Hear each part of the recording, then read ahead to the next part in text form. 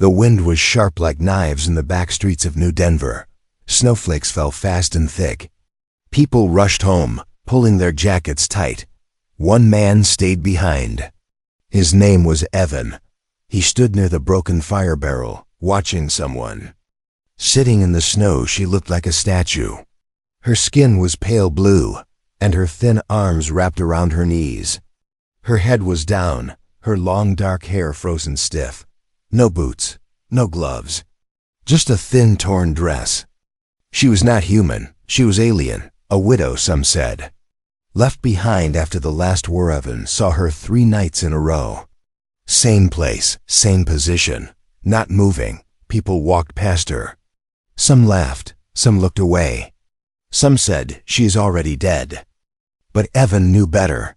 He had been a soldier. He had seen real death. This was not death.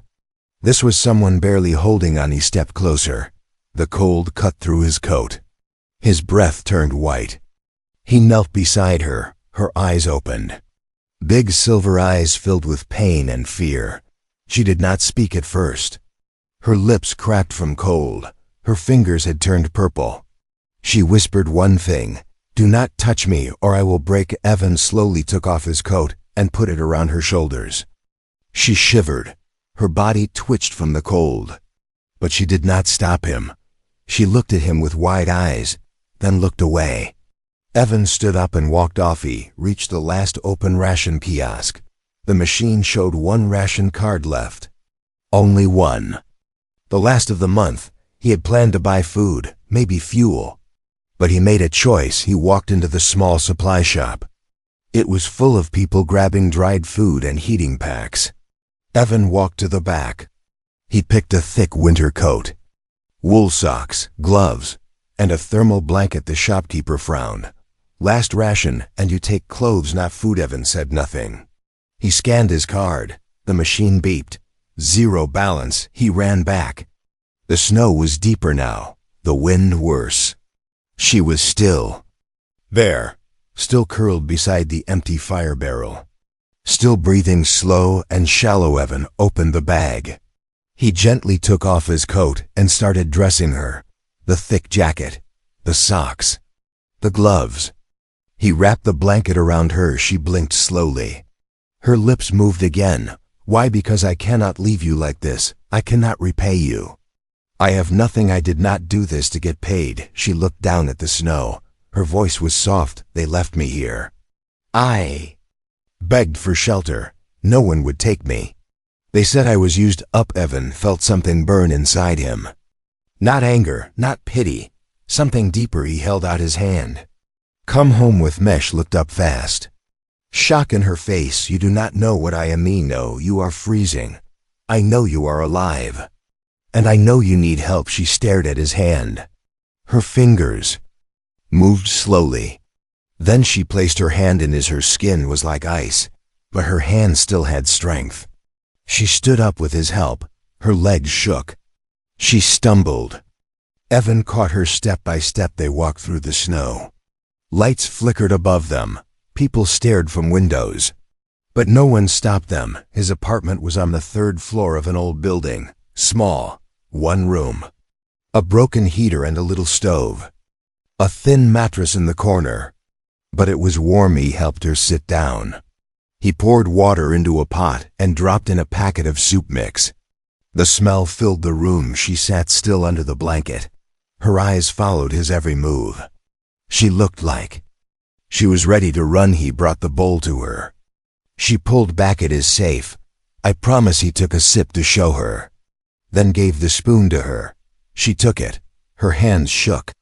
But she ate. Each spoon made her eyes softer. She looked like she wanted to cry, but no tears came.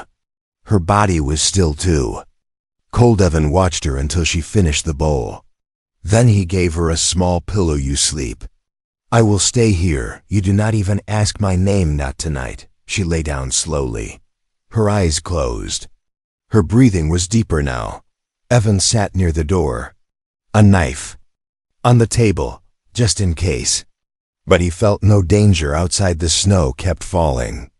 But inside the room, She finally slept, and Evan did not feel cold anymore. Light slipped through the broken window as the storm outside calmed for the first time in 2 nights. The alien woman opened her eyes. Her body ached like never before. Her skin still felt raw from the cold, but now she was wrapped in warmth. A thick blanket held her like arms that did not demand anything in return. She blinked slowly and sat up. The room was small. Old walls, a cracked mirror, a stove with steam rising from a pot. And there he was, the human, sitting on the floor with his back against the door, still awake, still watching her but not staring like others did. He had not tied her down, had not locked the door. She was free to leave, but where would she go? Her last memory outside was snow in her mouth, people yelling, her child taken from her arms, a soldier with red gloves. She never even saw where they dragged her baby. She had begged. She had screamed. Then nothing.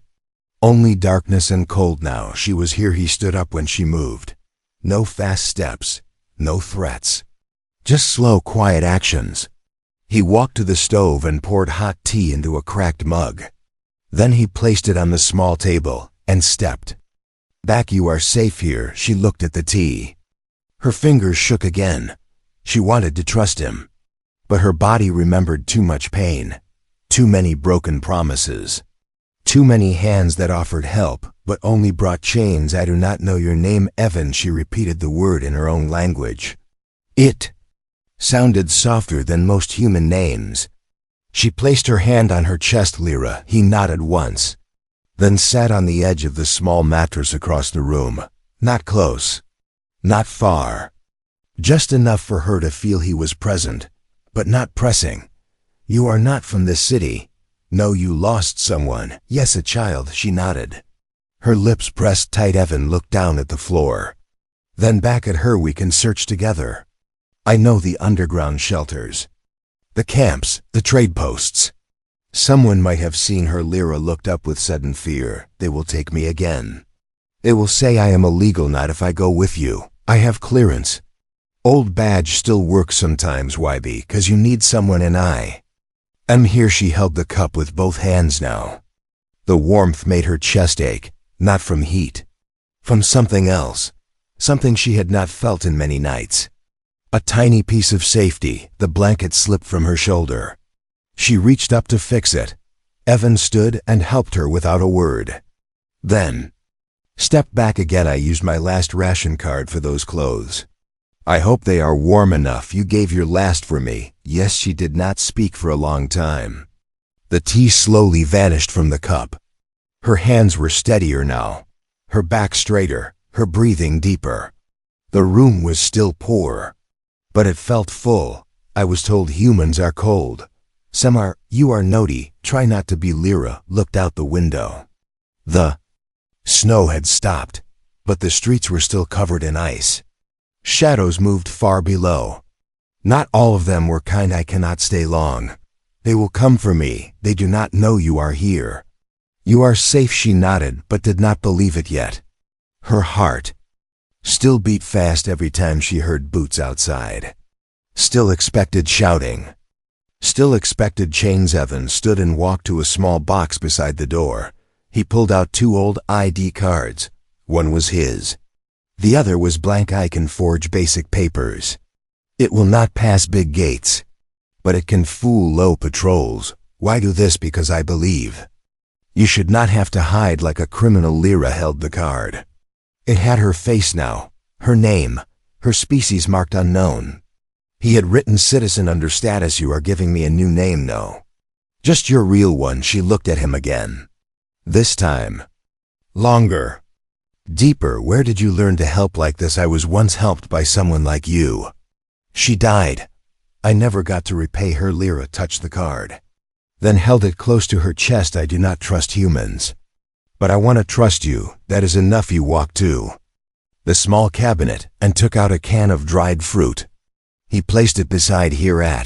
I will go check the road. If it is safe, we can move by night. She watched him leave. The door closed behind him without a lock. She looked at the food. Then at the window her fingers still trembled. But they no longer felt like ice for the first time in many nights. Lyra felt like she had something more than just survival. She had a name again. She had warmth. She had a human who did not want anything. She had hope. The knock came just before sunrise. Not gentle, not asking. 2 sharp thuds that shook the weak door on its hinges. Lyra woke with a jolt. Her heart thumped like a drum in her chest. She had heard that knock before. Soldiers, enforcers, the ones who took everything from her. She looked at Evan. He was already on his feet, shirt half-buttoned, boots undone. He gave her one look and raised his finger to his lips. Quiet, do not speak. Do not move. He grabbed the forged ID card and slipped it into her coat pocket, then moved to the door. Who is it? Routine sweep. Open up. Evan opened the door slowly. 2 soldiers stood there. One tall with silver armor, the other wide with red gloves. Lyra's eyes locked on the gloves. Her breath caught. Her body froze. Those gloves, the same color, the same shape. She had seen them before. The night they took her child. The tall soldier pushed past Evan without asking. Eyes scanned the room. Nose wrinkled like he smelled something he did not like. You got a guest? Yes. A friend from Sector 9. Passing through papers. Evan handed his badge. First, then nodded to Lyra. She stepped forward slowly. Her legs wanted to give out, but she held the card tight. The tall soldier took it, scanned it. The light on his scanner blinked yellow. What species is she? Unknown. The war messed up her records. My clearance covers her stay for 72 hours. The red-gloved one stepped closer to Lyra. His eyes narrowed. He stared at her face, her hands. Her shape. You look familiar. She stayed silent. Her fingers dug into the blanket under her coat. Her breath short. Chest rising fast. Maybe. I saw you near the old refugee block. Winter camp. Evan stepped between them. She just arrived last night. You must be mistaken. The soldier smirked, but said nothing. The scanner beeped once. Then green. Watch yourself. Too many aliens walking around without chains these days. The soldiers turned and left. Evan closed the door and leaned against it. His chest rose and fell like he had just run a race. Lyra dropped to her knees, her hands over her mouth. She could not stop shaking. It was him, the one who took my child. I saw those gloves. I remember his voice. Evan knelt beside her. Are you sure? I will never forget. He placed a hand on her shoulder. Then we find out where he took her, how he looked at the window. The light was stronger now. The storm was gone. Roads were opening. Checkpoints would be active again. But they could move before sunset. We go to the winter camp. Quietly. I know someone. There they will recognize me. Not if you look different. Cut your hair. Change your coat. I can disguise your face. Lyra nodded slowly. Her hands still trembled. But her voice was stronger. Now I will do anything to find her. Evan got to work. He pulled out scissors, cut her hair into shorter strands, wrapped a scarf around her face, found goggles in a drawer and placed them over her eyes. When he stepped back, she looked like someone else. Someone no one would stop. They packed quickly. Water, food, extra IDs. Then stepped out into the snow-covered street. Sunlight bounced off broken glass and metal signs.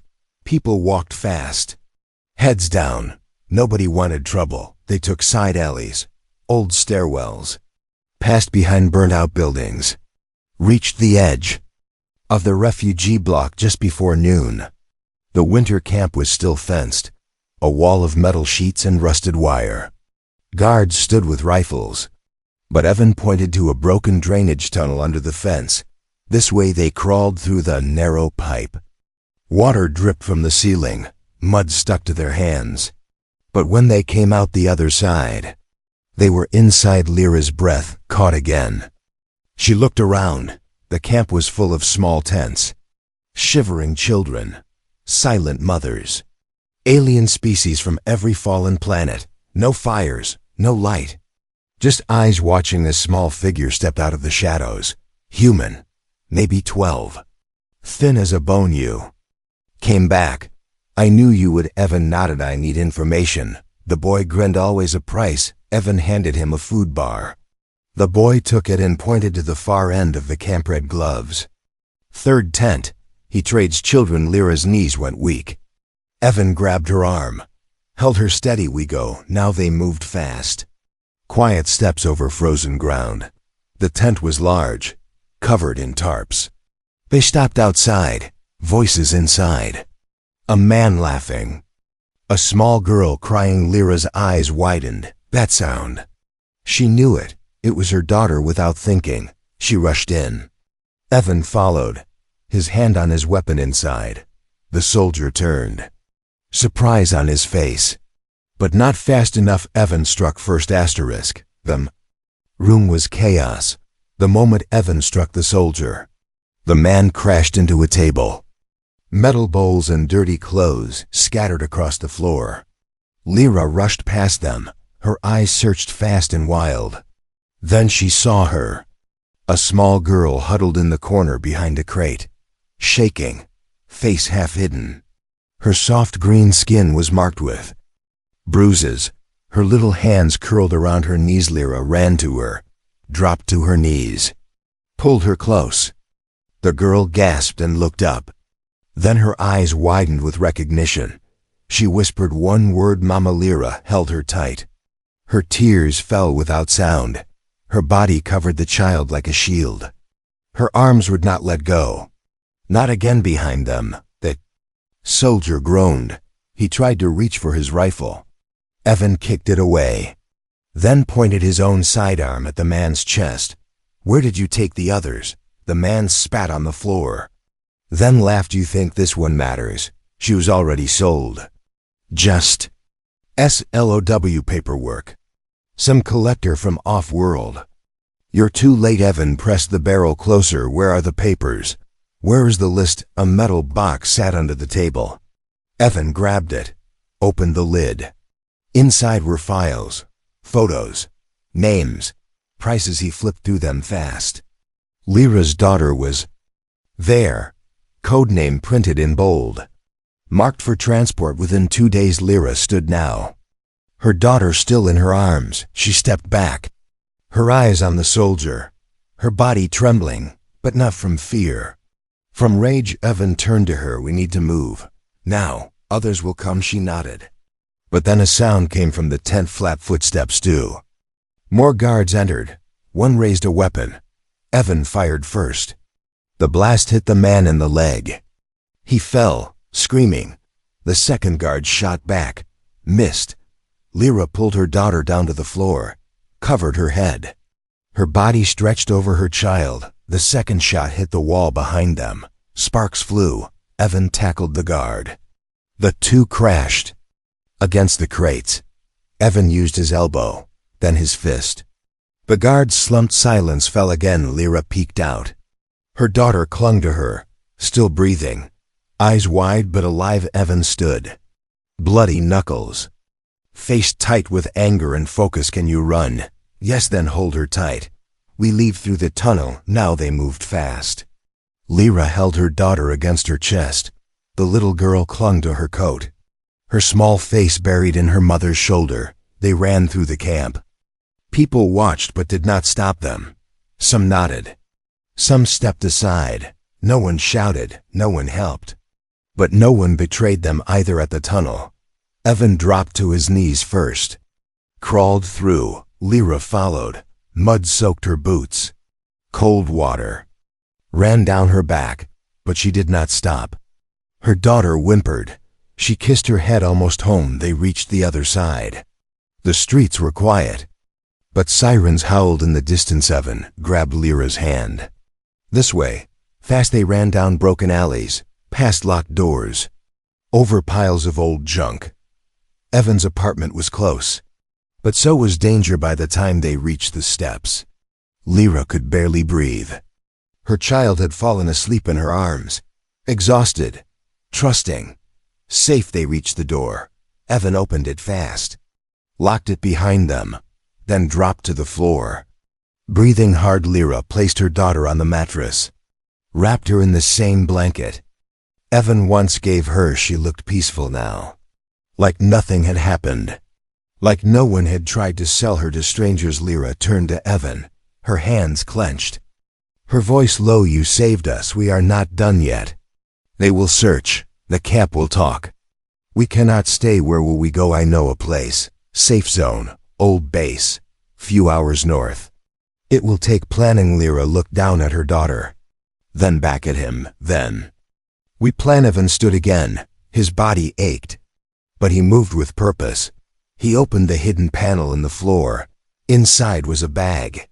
Maps, tools, credits, a fake scanner. He handed Lyra a piece of bread. She ate without speaking. Her eyes never left. Her child that night. No one slept. Evan kept watch by the window. Rifle on his lap. Lyra sat beside the mattress. Her daughter curled in her lap now. Her arms wrapped around the little one like armor. A quiet passed between them, but it was not empty. It was full of something strong, the kind of quiet that comes after fire, the kind of quiet that comes before escape. Before the sun rose the next day, Evan was already packing.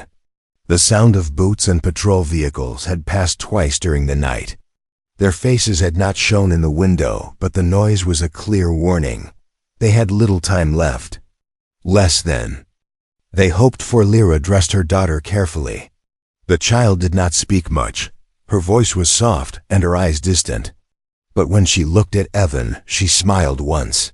That was enough to tell him she had strength left. We move before light spreads. Evan said as he checked the map again. The best route was through the underground path that led to the northern water plant. From there an old road went beyond the city. That road ended in the forest where old bunkers still stood hidden under roots and snow. Places left from the first war. Places the government forgot. They left the apartment in silence. No bags. Only what they wore, and a single cloth bundle with dried food and fake ID chips. Lyra carried her daughter close to her chest. Evan led the way. His eyes scanned every alley, every rooftop. The city was quiet, but not safe. Twice they had to step into doorways to let drones pass. Once they heard shouting in the distance, a scream that made the child bury her head deeper into her mother's neck, but no one followed them. Not yet. The entrance to the tunnel was behind the ruins of an old factory, covered by rusted metal sheets and ice. Evan pried it open with effort. The tunnel yawned before them, cold and dark. But freedom waited on the other side. Evan stepped in first. Water touched his boots, a shallow layer. He turned on a hand torch. The beam lit the narrow walls. Pipes and cables hung low. The air smelled like metal and old fire. But the path was clear. They moved in a line. Evan first, then Lyra with her daughter. The child kept quiet. Her arms wrapped tight around her mother. Every step echoed through the tunnel like a drumbeat. Halfway in, the water rose. Not fast but steady. Evan frowned. This was not from snow melt. This was something else. He stopped. Checked the map. Whispered without turning. There's a blockage ahead. We must climb the side vent. It leads to an upper pipe. Narrow but dry. Lyra nodded. She did not complain, not once. She moved with calm hands and careful steps. Even as the water reached her knees, she showed no fear. Only the will to protect the child in her arms. Evan found the vent hatch. Opened it. The smell was worse there, like rot and damp cloth. He climbed in first, then reached down past her to Lyra, handed her daughter up. Evan pulled the child close and placed her on the dry metal floor. Then he helped Lyra climb through. The space was tight. They had to crawl on hands and knees, but it was safe from the water. They moved forward. Each meter was slower. The sound behind them grew louder. Then came a new sound. Voices. Soldiers. Down in the flooded tunnel. Laven paused. His fingers pressed to the metal. Vibrations. Boots in water. At least 4 men. They found the lower path. Lyra looked at him. We keep moving. We do not stop. The child whimpered once. Lyra kissed her head and whispered something soft in her own language. The little girl closed her eyes and held her breath. The pipe opened again after 20 meters. A ladder led up to a small hatch. Evan reached it, pushed hard. It groaned but did not open. He pushed again. Nothing frozen. He pulled out a small heat tool, pressed it to the edge, waited. Steam rose. The ice cracked. He pushed again. The hatch gave way, light poured in. Pale winter light. The outside. The old road. He turned and waved, "Come fast." Lyra lifted her daughter, passed her up. Evan caught her, then reached down, pulled Lyra through. They fell into the snow together. Cold but free. Behind them, the tunnel echoed with shouts. Evan grabbed both of them. They ran through the trees. Branches slapped their faces. Snow soaked their boots. But they did not stop. Not even when the first shots rang out behind them. One struck a tree near Lyra. Bark exploded. The child screamed. Evan turned and fired once, then kept moving. The forest grew thicker. The sound of soldiers faded. They crossed a frozen stream, climbed a hill, reached a stone wall half buried in earth. Here, Evan found the keypad under the moss, typed fast. The door opened. Metal hinges cried out. But the space inside was dry. They stepped in. The door closed. Silence. Lyra dropped to her knees, held her daughter. Evan looked around. The old base still held power, still had light. They were safe. For now. The lights inside the old bunker flickered, as if unsure whether to stay on. The air was thick with dust and old silence. Evan dropped the gear by the entrance and sealed the door from the inside. No more wind. No more snow. Just the deep stillness of steel walls and memory. Lyra sat beside the heater with her daughter in her lap. The little one had fallen asleep again. Her small fingers curled into her mother's jacket. Lyra's eyes never left the child's face. She brushed strands of dark hair from her cheeks. The warmth inside the bunker made the girl sigh in sleep, a soft sound. But it made Lyra's heart squeeze. She's safe now. Evan moved to the control panel. The bunker still had an emergency radio system. He flipped switches, adjusted dials. A low hum filled the space. Then a sudden crackle. A voice came through. Faint but clear. "This is Patrol Delta Unit. Confirming movement toward Forest Sector 8. Suspected alien mother and child. Code red. Status: one child marked as high interest.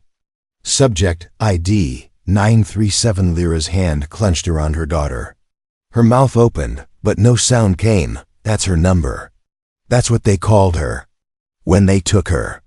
She still remembers. Evan turned the volume down. "They're tracking us. How did they find the number again?" Evan looked at the radio, then at the scanner beside it.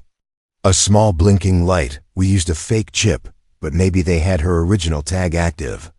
Some elite buyers use trace systems for property claims. I should have thought of that." Lyra stood, her arms around her daughter, her back straight. "What do we do now?" "We remove the tag. But where is it?" Evan knelt beside the girl, his hands careful, his voice calm. "Do you remember anything placed on you? Something on your skin? Or under it?" The child nodded. "My arm. Left one. It beeped sometimes. They said it keeps me safe." Lyra closed her eyes for a moment, then nodded. "Do it." Evan opened a small toolkit, took out a medical cutter, a scanner wand, a cold spray. "This will sting, but I promise I will be careful." The child nodded. "No tears. Just trust." She held her mother's hand. Evan sprayed the skin, then scanned. A small signal flashed. He cut gently. No blood. Just a shallow layer, then a chip, thin like a grain of rice. He removed it and dropped it in a sealed tube. "Done." He placed a patch over the skin. The child smiled, then drifted back into sleep. Lyra brushed her lips on her daughter's forehead. "Thank you." Evan crushed the chip, burned it in a side tray. Smoke filled the bunker for a moment, then cleared. "We need to move again. They will still sweep the area. Maybe by nightfall." Lyra looked tired. but her eyes stayed sharp where to now south. There is a place near the coast. A boat waits. A friend of mine. He takes people to safe worlds. Quiet places. Do you trust him with my life? Then we go. They rested for 1 hour. Evan mapped the route. 3 checkpoints, 2 patrol zones. 1 narrow pass through an old mine shaft. Risky, but the best chance. When they stepped outside, the sun had already begun to drop. The air was colder again. But not storming. The trees gave cover. The snow muffled their steps. Evan carried the child now. Lyra walked beside him, her hand never far from his coat. Her eyes scanned every tree line, every movement in the brush. They reached the first checkpoint just after dusk. It was guarded by drones only. Evan tossed a metal can near a fallen log. The explosion sent noise and heat to the side. The drones followed the signal. They passed through the gap unnoticed. The second checkpoint was harder. A pair of soldiers stood near a fuel station. Lyra watched Evan take out his old ID. He stepped forward alone, spoke fast. The soldiers laughed, then turned away. Evan walked back slow. You told them a story. I said I lost my wife and daughter in the storm, that I was looking for them.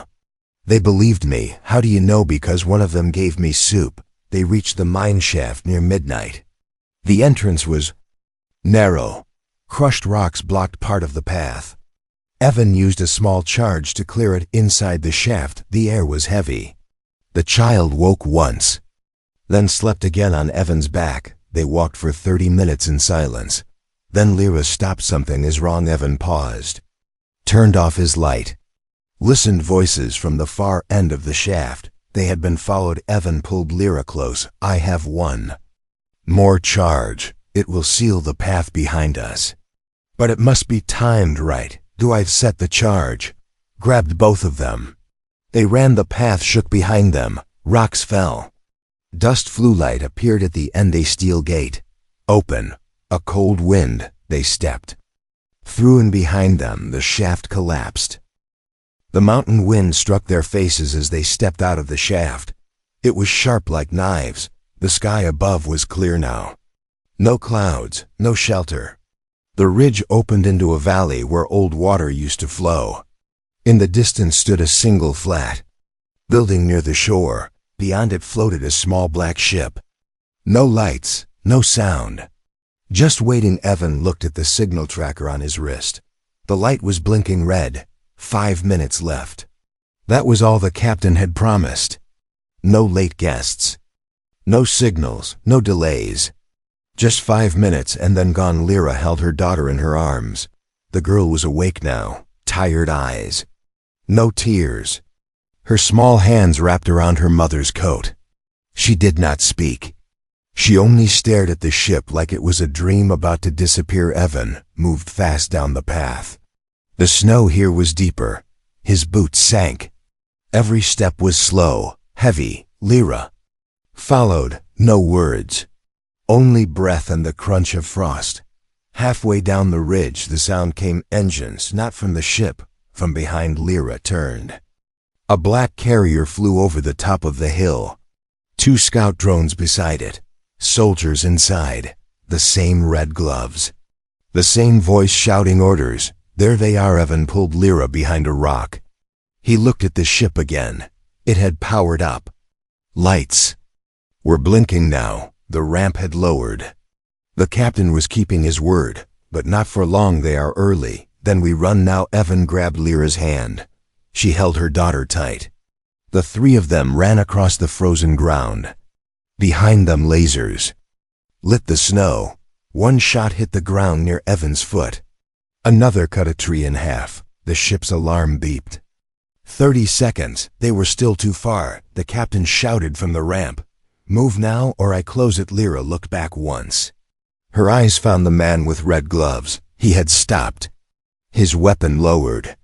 His head tilted like he had just realized something. He was not trying to kill her. He was trying to mark here a tracker. She dropped behind a rock, opened her coat, searched her daughter's jacket, found a small blinking chip sewn into the inside pocket. They gave her a second tag. She ripped it out, threw it down. Evan fired one shot and hit it. The tracker exploded in sparks. Then Lyra ran again. The soldiers shouted something. More shots followed. Trees shattered. The snow burned. The ramp started to rise. 10 seconds. Evan turned around and grabbed Lyra by the waist, lifted her and the child, tossed them toward the ramp. The captain caught Lyra's hand, pulled her in. Evan jumped next. His foot slipped. His hand grabbed the edge. Lyra screamed and reached for him. He caught her arm. The ramp shook behind them. The soldier raised his rifle again. Lyra pulled with all her strength. The captain grabbed Evan's other arm. Together they dragged him inside. The ramp sealed shut. Lifted shots hit the metal, but too late. The view screen showed the ridge falling behind. The black carrier circled once, then vanished into the fog. Evan dropped to the floor. His chest rose and fell like a hammer. Blood on his sleeve, not serious.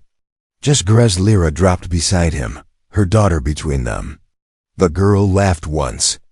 A soft, tired sound. We made it. The captain turned from the control deck. You are lucky.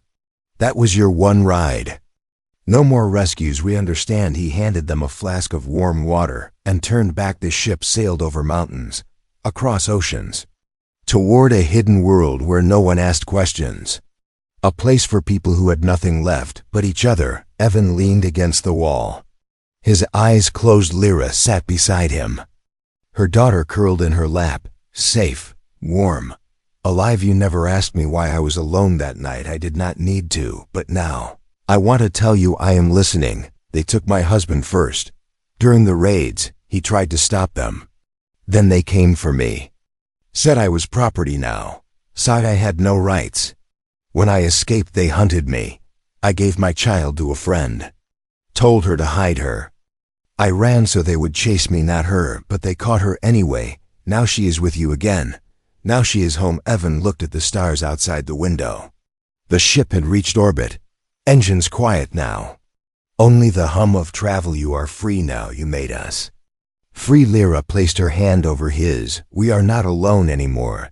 The child reached up and touched his arm. Are you my new papa? Evan blinked. His heart stopped for a moment. Lyra smiled through tears.